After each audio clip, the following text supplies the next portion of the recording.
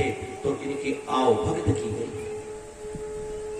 इनकी हर प्रकार से सेवा की गई, खाने को सुंदर भोग दिए गए और माँ यशोदा ने भोजन बनाया और अतिथि का जो एक भाव लेकर के माँ यशोदा बैठी और पंखा झूल रहे हैं इन्हें और भोजन कर रहे हैं। अब यहां से भाव बदलता है मित्रों। क्यों?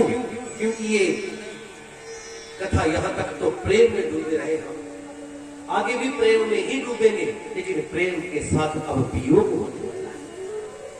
और वियोग किसी के लिए ऐसा है कि बहुत लंबा हो जाएगा, किसी के लिए संयोग भी ये वियोग ही बनने वाला है। हम जब भी योगी बने तो फिर ये समझ लो कि फिर हम संयोगी भी बनने जा रहे हैं। जब भी हम वियोगी बने तो भी ये मान के चलना कि कहीं ना कहीं हम योगी ही बनने जा रहे हैं। क्यों? क्योंकि उसके नाम में, उसके प्रेम में भी जिसने वियोग किया है वो वियोग भी आपको भगवान से जोड़ने वाला ही है। आज मां ने पंखा झोला, भोजन की व्यवस्था हुई, सबने भोजन कर लिया और उसके बाद फिर इन्होंने पूछा, महाराज अक्रूर जी, क्या वसुदेव जी ठीक है? क्या देवकी जी कैसी है? सभी के बारे में पूछा और पूछते पूछते इन्होंने पूछा, आपका आगमन इसलिए हुआ है, ऐसे तो आप आने वाले हैं। कहा, भगवान हे नंद बाबा, जो मैं कहने जा रहा हूं उसके ऊपर आपने ध्यान दें। आपके पुत्र दोनों दुष्ट दंश को पता चल चुका है कि ये देवताओं की चालाकी है। इन दोनों पुत्रों को अपना शत्रु मानता है और 8वें संतान को तो विशेषकर संतान मानता है, शत्रु मानता है। अब वो दुखी होकर के उसने मुझे आपके पुत्रों को लाने के लिए भेजा है। जैसे ही ये शब्द कहे, नंद बाबा के पैरों के नीचे की जमीन हिलने लगी और वहां पर यशोदा मां ने सुना तो आंखों से आंसू बहने लगे। दोनों बच्चों को सुलाने के लिए गई थी और जब सुना तो इंद्रियां स्थिर हो गई, आंखों से सिर्फ आंसू चलने, भाव से विभोर हुई अशोका और अपने पुत्रों के पास गई। पुत्र, मुझे आज ही पता चला, मैं बड़े दिनों से खोई थी, ये मान के बैठी थी कि तुम तो मेरी संतान हो। इतना बड़ा धोखा तुम्हारे साथ तो हुआ ही, मेरे साथ भी होगा। आज जो तुम्हें लेने आए हैं इनका नाम अक्रूर है। इन्होंने कहा, मां आप हमारे साथ ऐसा व्यवहार क्यों कर रहे हो? हमने कब कहा कि हम आपके पुत्र नहीं?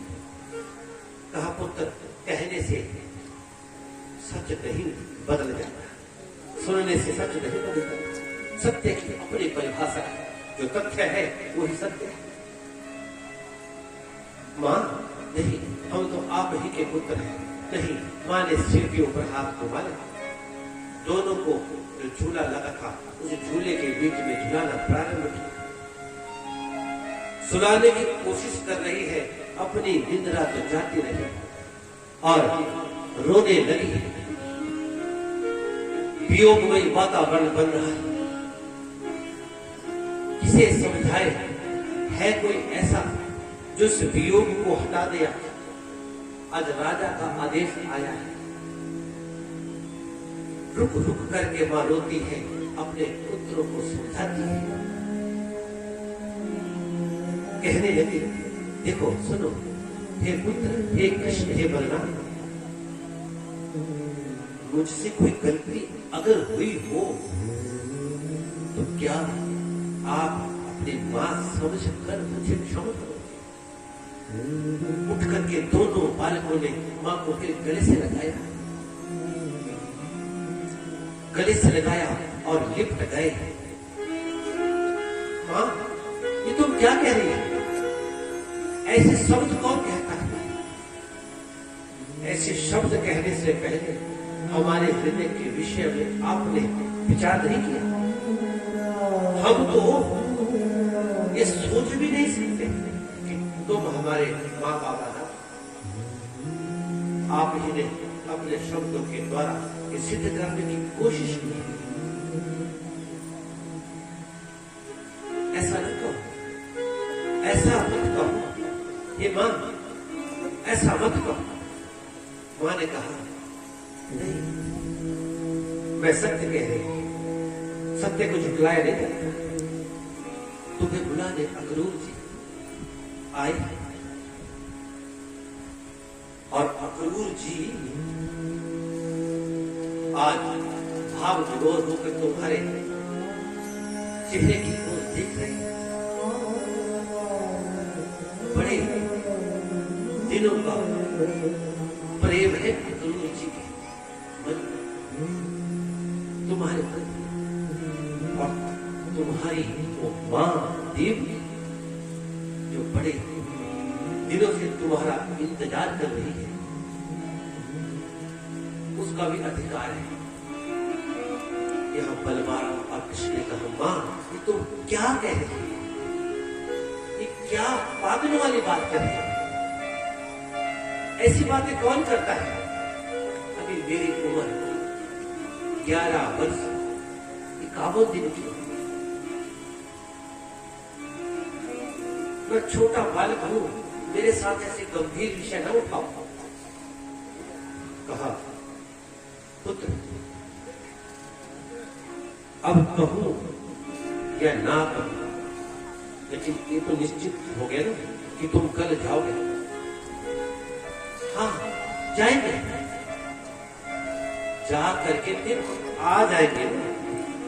नहीं, कदाचित ये मां पूर्व जन्म की तपस्वी है,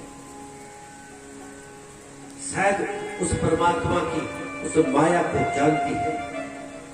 ये भगवान कब किसे छोड़ दे, कब किससे इनका संयोग, कब किससे इनका वियोग हो जाए, स्थितियों के ऊपर निर्भर करता है। और सुला रही है अपने बालकों को, तुम सो जाओ, बाकी बात हम कल करते। अपने आप सोए नहीं और बच्चों को दिलासा दे। सो जा रे कृष्ण कन्हैया, तेरा पलना झुलाए तेरी मैया। सो जा रे कृष्ण कन्हैया, तेरा पलना झुलाए तेरी मैया। सो जा रे कृष्ण कन्हैया, तेरा पलना झुलावे तेरी मैया।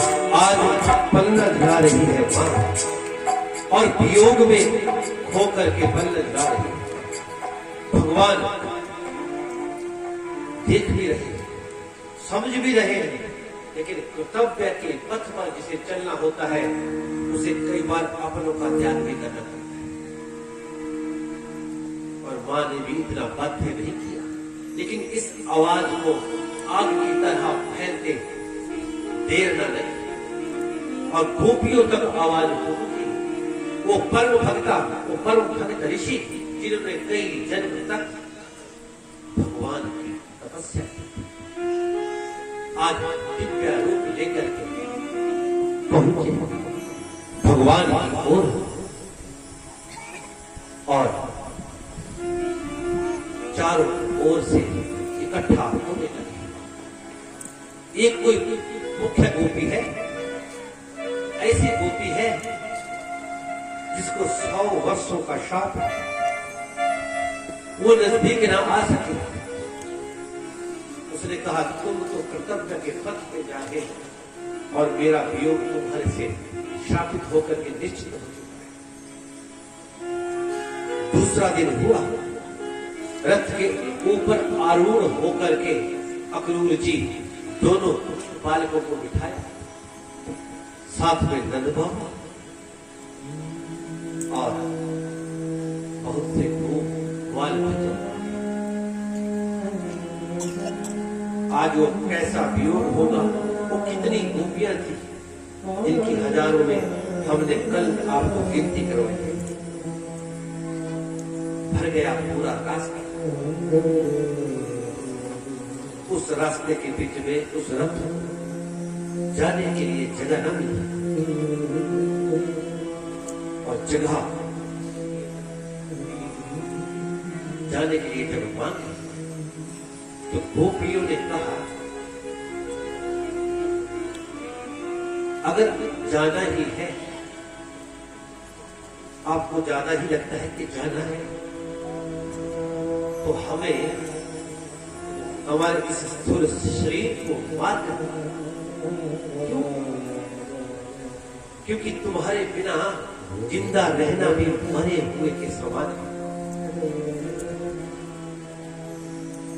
नंद बाबा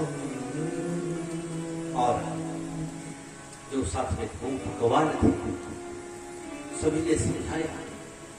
भगवान श्री कृष्ण ने कहा, गोपियों तुम्हारे प्रेम का ऋणी हूं मैं, और मैं ये भी जानता हूं कि तुमने सब कुछ मेरे लिए ही रखा है, मेरे नाम पर ही लौटा दिया है।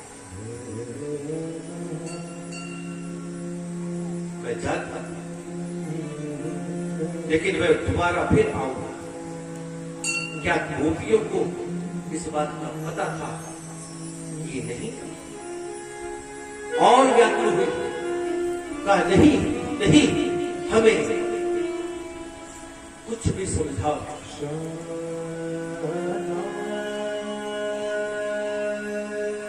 पागल व्यक्ति को समझाना बेकार ही होता है।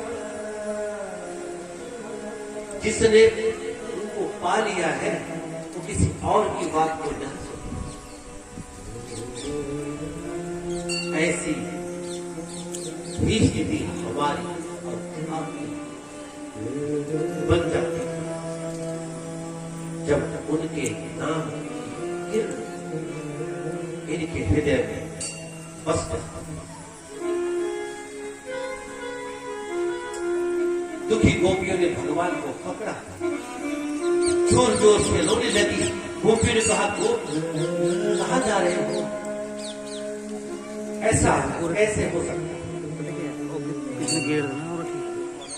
नहीं नहीं, आप नहीं जा सकते। भगवान ने कहा, तुम अपना मन अपने घर अपने परिवार के बीच में लगा। गोपियों ने कहा, नहीं, ये मन एक ही था जो आपको दे चुकी है। अब ये मन किसी को दिया नहीं जाएगा, क्योंकि जगह जगह मन रखना अच्छा नहीं। एक जगह मन टिका ले तो ही ध्यान लगता है।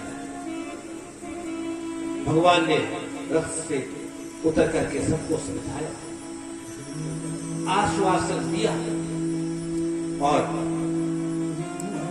समझाने के बाद फिर रथ आरूढ़ हुए। गोपियों ने उस रथ के पहियों को प्रेमी की दशाओं को देख करके भगवान का हृदय व्यक्त हो गया। गोपियों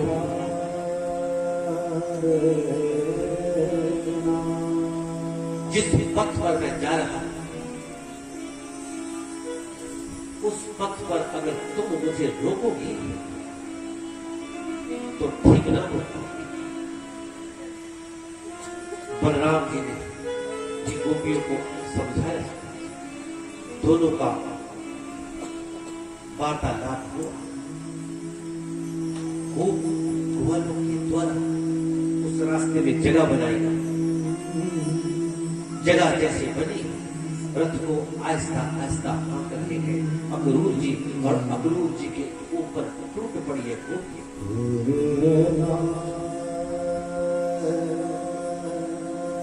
तुम्हारा नाम अक्रूर है? यथा नाम तथा गुण तो है ही। अरे तुम अक्रूर रही, क्रूर हो, क्योंकि क्रूर व्यक्ति ही ऐसा कार्य कर सकता है। भगवान ने कहा गोपियों, अक्रूर जी के प्रति ऐसे मनोभाव को ना, मैं तुमसे क्षमा मांगता हूं। गोपियों ने कहा क्षमा किस चीज की? हमने आपको ऐसा दिया ये क्या? भगवान ने कहा आपने अपने हृदय के उस मनोभाव मुझे सौंपा। आगे बढ़े, रथ को रोक रही है प्रेमी और भगवान के बीच में शब्दों की और हाथ पैरों की लड़ाई चल रही है। ऐसा युद्ध हम आप लोगों ने कभी शायद देखा, लेकिन सुनो तो जा ही रहा है। सब कुछ लौटा दिया, गोपियों के साथ में उनके पति भी है, लेकिन फिर भी भगवान को खींच रहे हैं। जिस दिन ये जीव परमात्मा के पीछे इस तरह से पड़ेगा, सच में भगवान को रास्ता भी अगर होगा ना जाने के लिए, तो भी भगवान जाना। आज भगवान के सामने रास्ता खुल गया, लेकिन फिर भी पीछे की ओर मुड़ करके देख रहे हैं। आज हजारों में गोपियां भगवान के उस करुण अनंत को देख रही है। भगवान के आंखों से भी आंसू हैं। एक कोई गोपी है जो नजदीक नहीं आ सकती, उसे शाप मिला है, 100 वर्ष का वियोग तुम्हारा इनके साथ होगा। दूर से देख रही है। आज समतल क्षेत्र रथ आगे बढ़ा, दूर से गोपी ने देखा, अपने आंसुओं को रोक नहीं पाई, ना आंसू रोक पाई और ना जाने वाले को रोक पाई।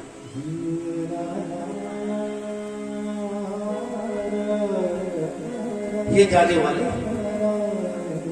तुम तो जा रहे हो कर्तव्य के पथ पर, अब मैं किस ओर जाऊं? ये शब्द गूंज रहे हैं भगवान कृष्ण के कानों पर। दूर पहाड़ी पर वो लाल वस्त्रों में वो कटी वस्त्र उड़ रहे हैं हवा में। मां राधा रानी अपने परम प्रेमी जिनके बिना कभी रह ना सकी, आज उनको दूर से देख रहे हैं। ऐसा प्रेम भगवान ने देखा, कंठ अवरुद्ध हो गए। दूर से जब देखा, कंठ अवरुद्ध,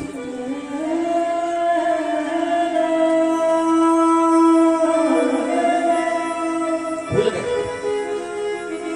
कुछ नहीं बोल सकते, सिर्फ देखा और देखते ही रह गए। एक प्रेमी हो जो पास में खड़ा है, एक प्रेमी हो जो दूर से आपको खींच रहा है। दोनों की दशा कुछ ऐसी है कि अब कुछ कहा नहीं जाता। रथ आगे आगे बढ़ रहा है, गोपियों का झुंड चल रहा है, और उनमें से एक ही प्रेमी है जो श्राप के कारण नजदीक नहीं आ सकता। इसका नाम अपना गुरुदेव जान करके सुखदेव जी ने भी नहीं लिया। उस प्रेमी की मनोदशा को गोपियों ने भी समझा, लेकिन गोपियों का मन चित्त आज वियोगमय है, और रथ फिर आगे निकला। गोपियां विरह से कातर होकर के भगवान के आगे अपना आत्मनिवेदन करती रही, लेकिन आज भगवान के सामने होते हुए भी इनकी भगवान ने सुनते हुए भी सुन आज गोपियां एक बड़ा सा गोल चक्र बना करके बैठे थे और उस पहाड़ी से उतर कर वो प्रमुख गोपी आ रहे थे। सब गोपियां उसके स्वागत के लिए खड़ी हुई। क्यों? क्योंकि पिता के जाने के बाद केवल माता का हिस्सा खड़ा हो। ये सरकार ऊपर की सत्ता है, ये गोपियां भी जानती हैं। यहां किसी शरीर की बात नहीं है। किसी गोपी कृष्ण के उस शरीर को समझ करके चले ना तो ये अज्ञानता हो जाए। यहां आत्मा और परमात्मा के विषय की बात है। राधे तू बड़ भागिनी, तुमने कौन तपस्या की? तीनों लोग 14 भवन के स्वामी जो रहे तुम्हारे अधीन, वही गोपी है जो पास नहीं है। इसे कहते हैं प्रेम की मर्यादा। आज सीखो उस मां किशोरी से जो अकड़ करके भी कह सकती कि तुम नहीं जाओगे, लेकिन तब नीचे उतरी जब प्रभु वहां से चले।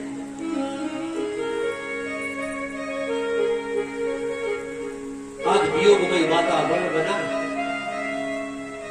उस चमकते हुए चेहरे को देख रहे हैं। हालांकि उस चेहरे के ऊपर आंसू है, बाल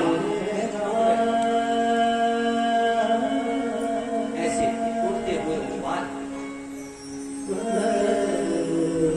मानो वो मथुरा की तरफ से कृष्ण को स्पर्श करती हुई हवा आ रही हो और ये कह रही हो कि हे गोपियों, हे राधे, मैं तुम्हारे साथ ही हूं।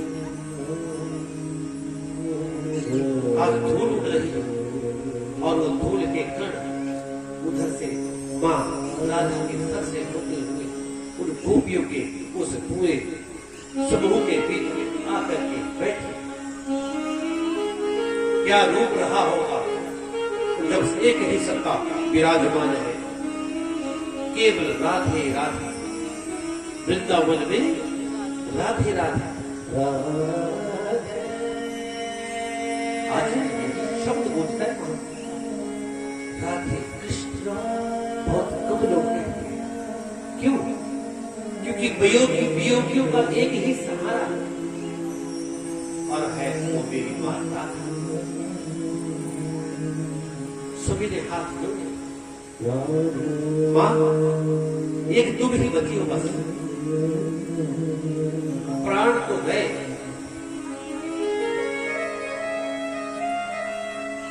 प्राणनाथ गए, लेकिन जो शरीर खड़ा है ना आपके सामने, ये केवल आप ही के सहारे हैं।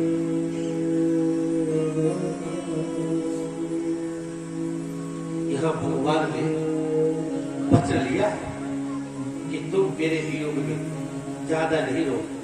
अपने आंसू को समेटना प्रारंभ किया, अपने उन भक्तों के ऊपर कृपा दृष्टि की और कृपा दृष्टि करने के बाद उन गोपियों ने मां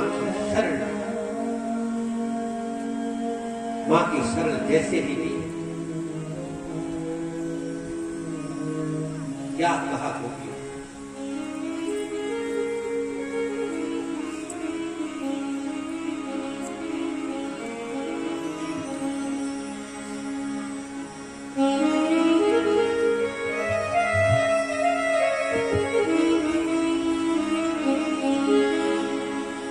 आज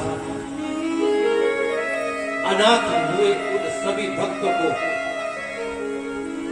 ये आश्वासन दे रही है कि मैं तुम्हारे ही साथ। दासी हूं तेरी क्षमा,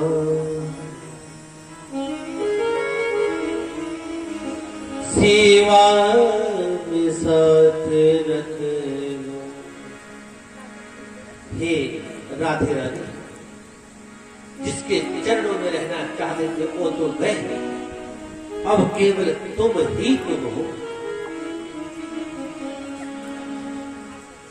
दासी हो तेरी श्यामा, सेवा में साथ रखना। दासी हो तेरी श्यामा, सेवा में साथ रखना। दासी हो तेरी श्यामा, सेवा में साथ रखना। दासी हो तेरी श्यामा, सेवा में साथ रख लो। मैं आपकी हूँ प्यारी, अपने ही पास रख लो। मैं आपकी हूँ प्यारी, अपने ही पास रख लो।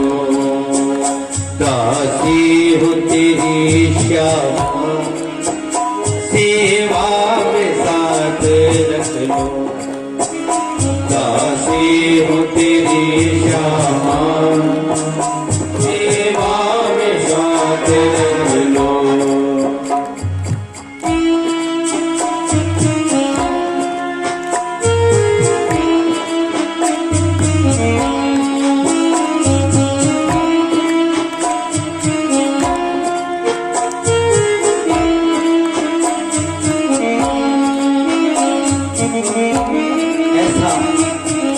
वियोगमयी वातावरण देख करके आज माँ की ओर सभी ने अपने हृदय को बढ़ाया, क्योंकि इस दिल को टिकाने के लिए किसी का सहारा चाहिए। लेकिन जिसके पास दिल को टिकाने जा रही है, उसके हृदय में भी यही वेदना है। क्या करूंगी इन्हें समझा कर।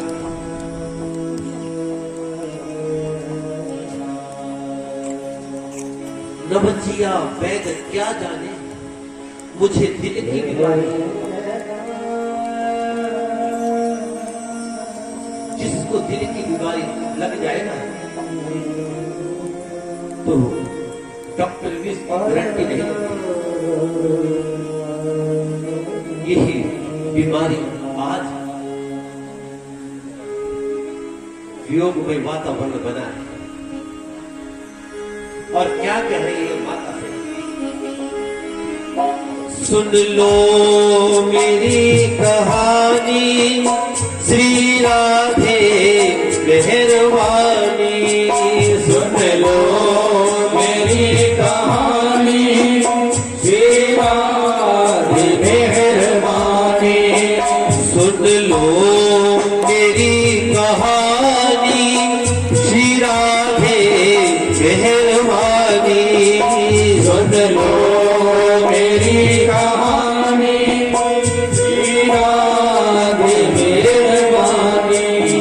श्री राधे मेहरबानी, श्री राधे मेहरबानी। चरणों की देकर सेवा, चरणों की देकर सेवा। चरणों के पास रख लो। दासी हो तेरी श्यामा, चरणों में पास रख लो। दासी हो तेरी श्यामा, सेवा में साथ रख लो।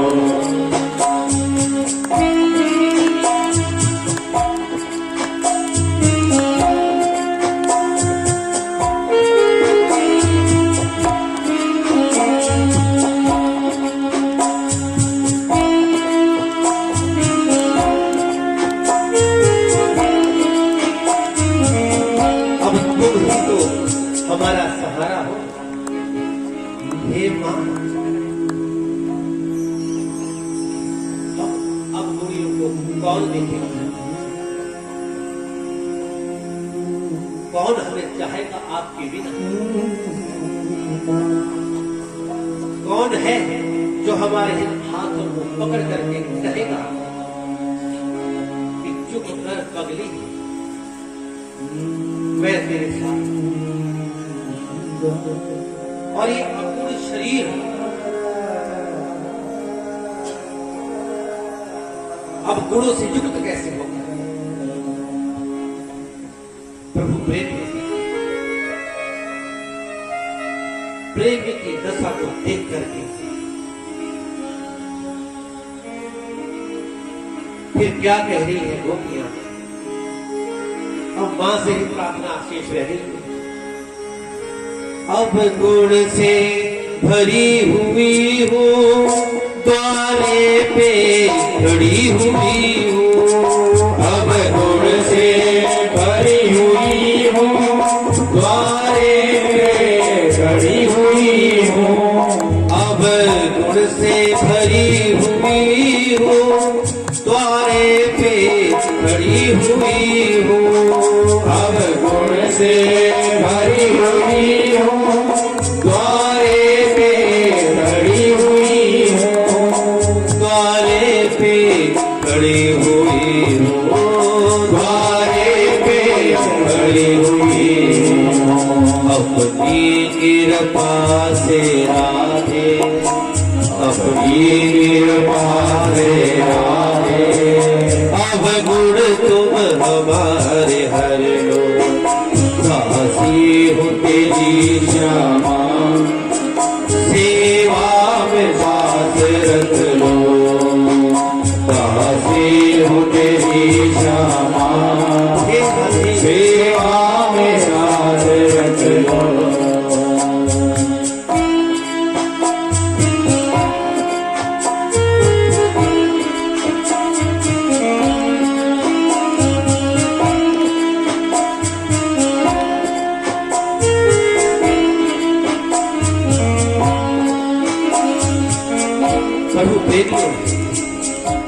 इन प्रेमियों की दशा को सिर्फ प्रेमी ही जान सकता है। जो प्रेमी होता है ना, वो ही जानता है कि प्रेम क्या चीज होती है। आज लुट गई है उस प्रभु के प्रेम में, सब कुछ लुटा दिया। और क्या कह रही है? द्वारे पे खड़ी रहूंगी, तेरा ही सुख चाहूंगी। द्वारे पे खड़ी रहूंगी, तेरा ही सुख चाहूंगी। द्वारे पे खड़ी रहूंगी, तेरा ही सुख चाहूंगी। द्वारे पे खड़ी रहूंगी, तेरा ही सुख चाहूंगी। तेरा ही सुख चाहूंगी, तेरा ही सुख चाहूंगी। चरणों की देकर सेवा, चरणों की देकर सेवा। चरणों के पास रख लो, दासी हो तेरी श्यामा। सेवा में साथ रख लो, दासी हो तेरी श्यामा। चरणों के पास रख लो। जो वियोगी वातावरण है आज बना हुआ है, हो गई प्यार में।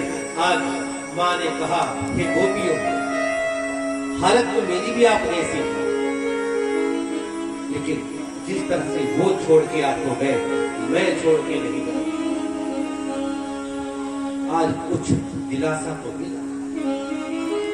आज माँ यशोदा, जिसने बचपन से ही गोदी में खिलाया, पिलाया और बड़ा किया, आज उसके घर की दशा देखे तो वहां लगता है कि 10 व्यक्तियों के होते हुए भी घर में कोई नहीं।